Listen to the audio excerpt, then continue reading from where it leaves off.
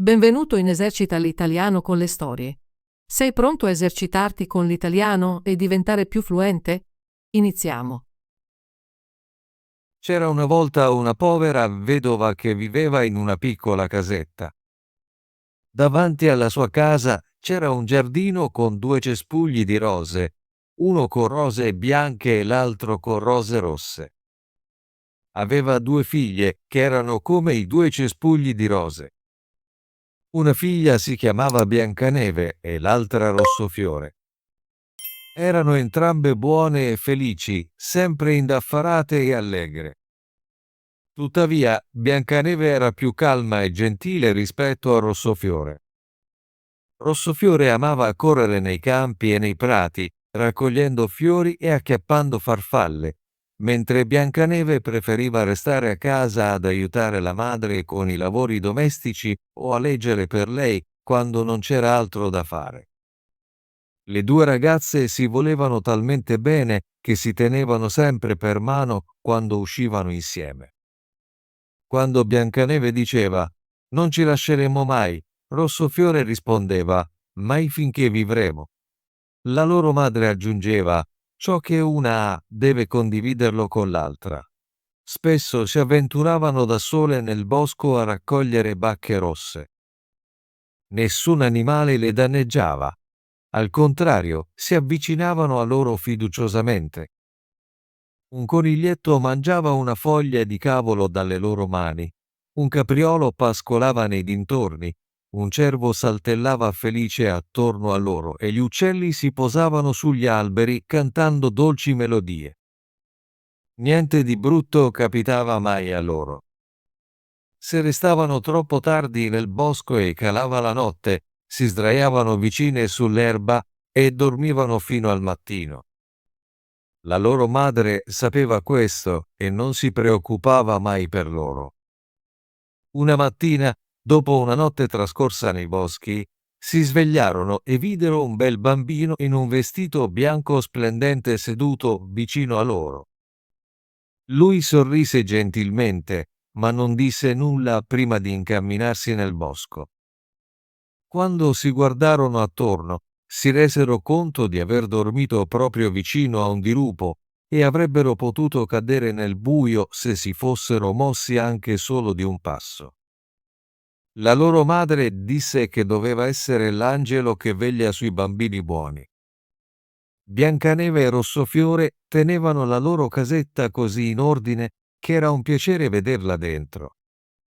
D'estate, Rossofiore si occupava della casa e ogni mattina metteva una corona di fiori accanto al letto della madre prima che si svegliasse, composta da una rosa di ogni cespuglio. D'inverno, Biancaneve accendeva il fuoco e appendeva un pentolino sul focolare. Il pentolino era di ottone lucido e sembrava oro. La sera, quando i fiocchi di neve cadevano, la madre diceva «Vai, Biancaneve, e chiudi la porta», e poi si riunivano attorno al fuoco. La madre indossava gli occhiali e leggeva ad alta voce da un grande libro mentre le 2 ragazze ascoltavano e filavano. Un agnello giaceva vicino a loro sul pavimento e una colomba bianca si riposava su un trespolo con la testa nascosta sotto le ali. Una sera, mentre erano sedute comodamente insieme, qualcuno bussò alla porta come se volesse entrare. La madre disse: «In fretta, Rossofiore, apri la porta, deve essere un viaggiatore in cerca di rifugio». Rossofiore andò ad aprire la porta, pensando fosse un uomo povero, ma non lo era.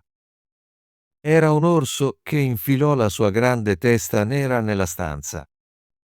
Rossofiore urlò e indietreggiò, l'agnello belò, la colomba batté le ali e Biancaneve si nascose dietro il letto della madre. Ma l'orso parlò e disse: «Non abbiate paura, non vi farò del male. Sono mezzo congelato e voglio solo scaldarmi un po' vicino a voi».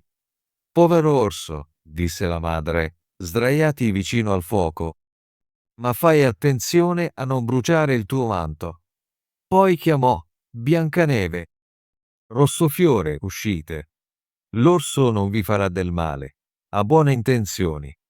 Così le ragazze uscirono, e presto anche l'agnello e la colomba si avvicinarono e non avevano paura di lui.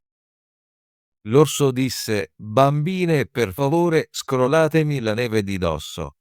Portarono una scopa e spazzolarono via la neve dal suo manto. Si sdraiò vicino al fuoco, ringhiando felicemente. Non passò molto tempo che si sentirono a loro agio con lui e giocarono attorno al loro ingombrante ospite. Gli strapparono i peli, salirono sulla sua schiena e lo rotolarono, e quando lui ringhiava, loro ridevano. Ma l'orso prendeva tutto con buona grazia, solo quando diventavano troppo brusche. Diceva: «Lasciatemi in pace, bambine, Biancaneve, Rossofiore, volete uccidere il vostro amico». Quando venne l'ora di andare a letto e tutti si addormentarono, la madre disse all'orso: «Puoi restare accanto al focolare, così sarai al sicuro dal freddo e dal maltempo». Non appena il giorno spuntò, le ragazze lo lasciarono uscire e lui corse attraverso la neve nel bosco. Da quel giorno in poi, l'orso venne ogni sera alla stessa ora, si sdraiava accanto al focolare e lasciava che i bambini giocassero con lui quanto volevano. Si abituarono così tanto a lui che non chiudevano mai la porta finché il loro amico nero non arrivava.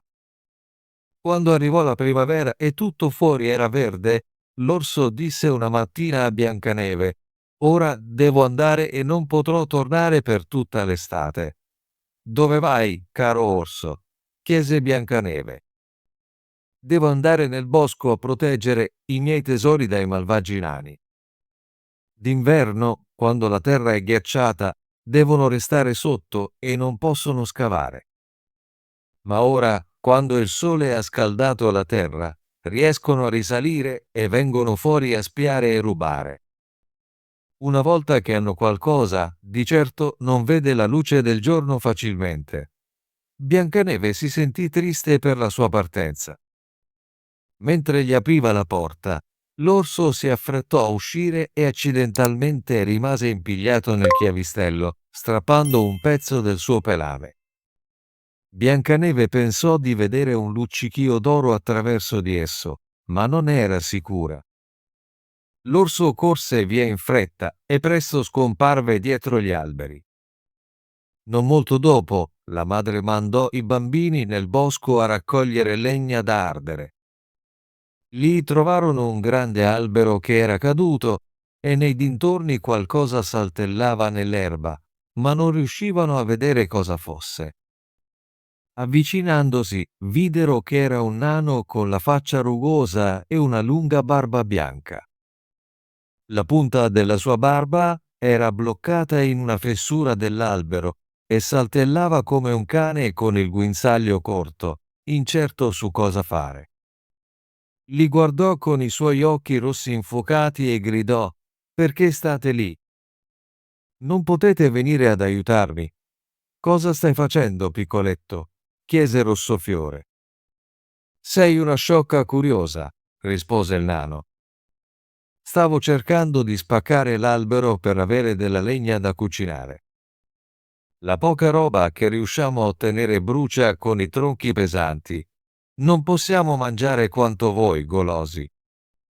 Avevo appena messo il cuneo al sicuro e tutto andava bene, ma il maledetto cuneo era troppo liscio e all'improvviso è saltato fuori, e l'albero si è chiuso così in fretta che non sono riuscito a tirare fuori la mia bella barba bianca. Ora è bloccata stretta e non riesco a scappare, e voi sciocche ragazze rimanete a ridere di me. Iu! Che orribili creature siete! I bambini cercarono di aiutare con tutte le loro forze, ma non riuscirono a liberare la sua barba. Era troppo stretta. «Corro a prendere qualcuno», disse Rossofiore. «Tu sciocca!» urlò il nano. «Perché dovresti farlo? Siete già troppe qui. Non puoi pensare a qualcosa di migliore?» «Non essere impaziente», disse Biancaneve, «ti aiuterò. prese le forbici e tagliò la punta della sua barba. Non appena il nano si sentì libero, afferrò un sacco che giaceva tra le radici dell'albero, pieno d'oro, e lo sollevò, mugugnando tra sé: «Persone maleducate, che mi tagliano un pezzo della mia bella barba. Maledetti siano!» Poi gettò il sacco sulla schiena e se ne andò senza nemmeno guardare i bambini. Più tardi, Biancaneve e Rossofiore andarono a pescare. Quando arrivarono al ruscello, videro qualcosa che sembrava un grande grillo saltellare verso l'acqua, come se stesse per tuffarsi. Corsero e scoprirono che era il nano. «Dove stai andando?» chiese Rossofiore. «Non vuoi davvero andare in acqua?» «Non sono così sciocco», gridò il nano. «Non vedi che il maledetto pesce vuole tirarmi dentro?» Il piccoletto stava pescando e sfortunatamente il vento aveva impigliato la sua barba nella lenza. Un attimo dopo un grosso pesce abboccò e il debole nano non riusciva a tirarlo su. Il pesce era troppo forte e lo stava trascinando verso l'acqua. Le ragazze arrivarono giusto in tempo. Si aggrapparono a lui e cercarono di liberare la sua barba dalla lenza, ma era bloccata saldamente. Non c'era altro da fare se non prendere le forbici e tagliare la sua barba, perdendo un piccolo pezzo. Quando il nano vide questo, urlò: «È educato, tu fungo, rovinare il viso di un uomo. Non era abbastanza aver tagliato la punta della mia barba. Ora hai tagliato via il pezzo migliore. Non posso mostrarmi alla mia gente. Vorrei che vi consumaste le suole delle scarpe». Poi estrasse un sacco di perle dalle canne e, senza dire una parola, se ne andò dragandolo via e scomparve dietro una pietra. Non molto dopo, la madre mandò i bambini in città a comprare aghi, filo, lacci e nastri. La strada li portò attraverso una brughiera dove erano sparse grandi rocce. Lì notarono un grande uccello che volava lentamente nell'aria, girando sopra di loro. Si avvicinò e infine atterrò vicino a una roccia non lontano. Improvvisamente udirono un forte e pietoso grido. Corsero e, con orrore, videro che l'aquila aveva afferrato il loro vecchio amico, il nano, e stava per portarlo via.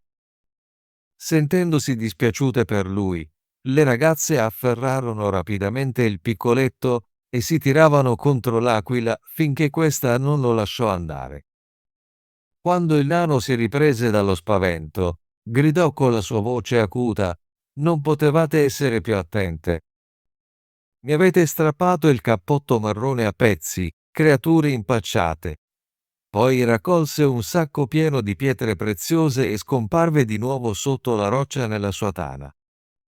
Le ragazze, ormai abituate alla sua ingratitudine, continuarono il loro cammino e fecero i loro acquisti in città. Sulla via del ritorno, attraversarono di nuovo la brughiera e sorpresero il nano, che aveva svuotato il suo sacco di pietre preziose in un posto chiaro, non pensando che qualcuno sarebbe potuto passare di lì così tardi. Il sole della sera brillava sulle pietre scintillanti, facendole brillare di tutti i colori, e le ragazze rimasero ferme a fissarle. «Perché state lì con la bocca aperta?» gridò il nano, e il suo viso grigio assunse una tonalità rossa di rabbia.